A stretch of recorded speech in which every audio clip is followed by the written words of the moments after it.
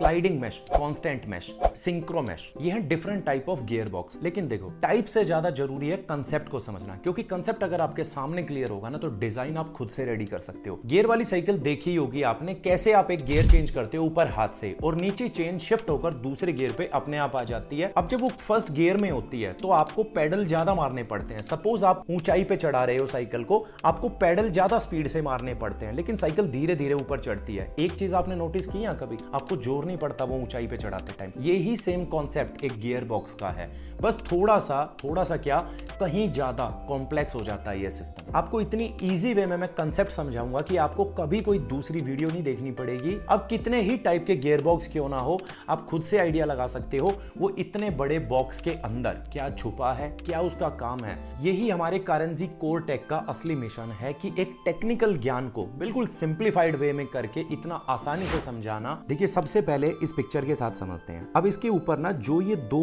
Circle आपको दिखाई दे रहे हैं, आप इन दोनों को ना गियर समझिए। ये आउटपुट और ये वाला इनपुट। अब ये जो छोटे वाला गियर है, इसमें आप देखो टीथ कम है। सपोज इसके अंदर 10 टीथ लगे हुए हैं और इस बड़े वाले के अंदर लगे हुए हैं 30, यानी इसके 3 गुना ज्यादा। ये वाला इंजन से डायरेक्ट पावर लेगा और ये डायरेक्ट पावर देगा व्हील्स को। अब सोचो, इंजन यहां 3 बार की रोटेशन करेगा ना, जब ये 1 बार घूमेगा। सबसे बड़ी बात यह है कि इसकी 1 बार की रोटेशन में अगर 1 लीटर का पेट्रोल लग रहा है तो यहां 3 बार की रोटेशन में सोचो 3 लीटर पेट्रोल खर्च होगा टायर्स को 1 बार घुमाने के लिए। अब सेम कंसेप्ट एक बार बड़े गियर के लिए यानी टॉप गियर के लिए समझते हैं। तो यहां पे देखो सिस्टम उल्टा हो जाएगा। जो इनपुट गियर है ना, उसका साइज बड़ा हो जाएगा और आउटपुट का साइज छोटा हो जाएगा। अब यहां पे क्या होगा, अब इंजन से जो पावर आ रही है, सपोज 1 राउंड गियर लेगा इनपुट वाला, आउटपुट गियर तब तक 2 राउंड लेगा। अक्सर आपने सुना होगा कि गाड़ी जब लो गियर में चलती है, सिटी के अंदर चलती है, तो माइलेज भी कम देती है। वो किस लिए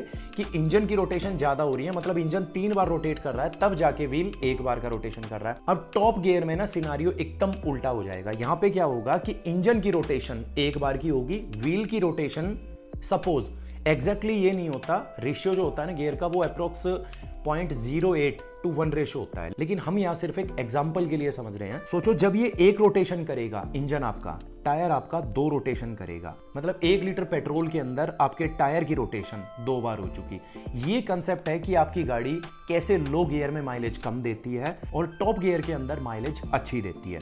ये तो था एक सिंपल एग्जांपल। अब चलिए इसको ना एक गियर बॉक्स का जो डिजाइन होता है ना गाड़ी के अंदर, उसको और थोड़ा सिंपल, एग्जैक्टली नहीं, थोड़ा सा और सिंपल करके उसको समझते हैं। ये देखिए, 3 तरीके की शाफ्ट लगी होती हैं। जो इंजन साइड से आ रही है ये है इनपुट शाफ्ट, ये है आउटपुट शाफ्ट जो प्रोपेलर शाफ्ट के थ्रू व्हील्स को रोटेट करेगी। एक ये काउंटर शाफ्ट लगती है जिसको ले शाफ्ट भी बोला जाता है, मतलब direct input shaft output shaft को घुमाएगी सिर्फ 3rd गियर के बाद।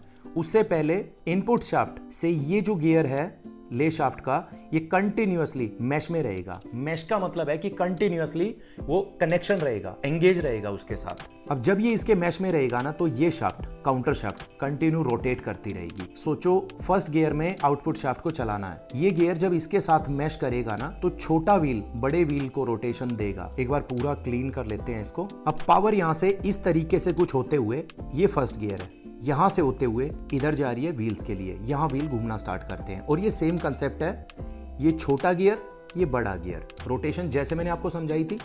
अब जब सेकंड गियर पे आएंगे, ये सेकंड गियर है, तो इस गियर का साइज थोड़ा सा बड़ा हो जाएगा और इस गियर का साइज थोड़ा सा कम हो जाएगा। अब आपकी कार का जो गियर बॉक्स है ना, वो एग्जैक्टली कुछ इस तरीके का नजर आता है। ये देखिए, जैसे मैंने बताया था, ये जो डिजाइन है ना, ये डिजाइन बहुत ज्यादा कॉम्प्लेक्स है। आप इस डिजाइन को अगर डायरेक्ट समझोगे ना, तो डिजाइन आपको कंफ्यूज कर देगा, चीजें आपकी समझ में नहीं आएंगी। अगर आप एक बार कंसेप्ट को समझते हो ना, कंसेप्ट एक बार आसानी से आपकी समझ में आ गया, तो सारी चीजें इतना क्लियर हो जाती हैं।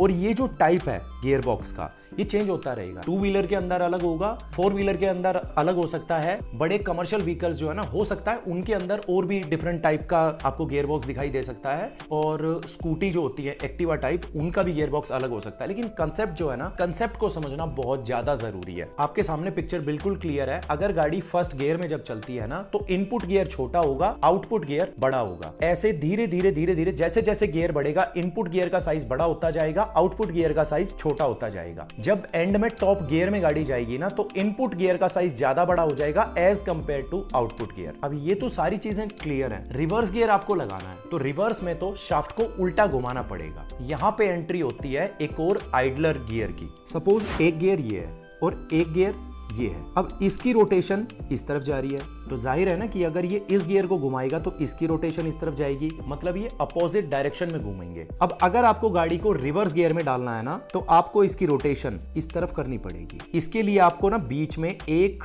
गियर डालना पड़ेगा यहां पे, जिससे होगा क्या कि इस रोटेशन से ये इस तरफ घूमेगा। अब ये इसको अपनी अपोजिट डायरेक्शन में घुमाएगा। अगर ये इधर घूम रहा है, ये इधर घूमना स्टार्ट हो जाएगा, जो कि एग्जैक्टली इस गियर से मैच कर जाएगी। सिंपल कॉन्सेप्ट है, बिल्कुल सिंपल। लेकिन जब टेक्निकली किसी चीज को अगर देखते हैं ना, उसके डिजाइन को देखते हैं, तो हमारा माइंड ना कंफ्यूज हो जाता है, क्योंकि वो पिक्चर के थ्रू समझना स्टार्ट कर देता है। जैसे ही अगर आपके सामने कोई ये पार्ट इस तरीके का है, जैसे गियर बॉक्स का था, नेक्स्ट वीडियो के अंदर मैं आपको बताऊंगा कि जैसे गियर बॉक्स से डायरेक्ट व्हील्स के अंदर कभी पावर नहीं जाती, बीच में डिफरेंशियल होता है। अब डिफरेंशियल का क्या काम है, कैसे वो काम करता है, ये तो एक टेक्निकल पार्ट हो गया।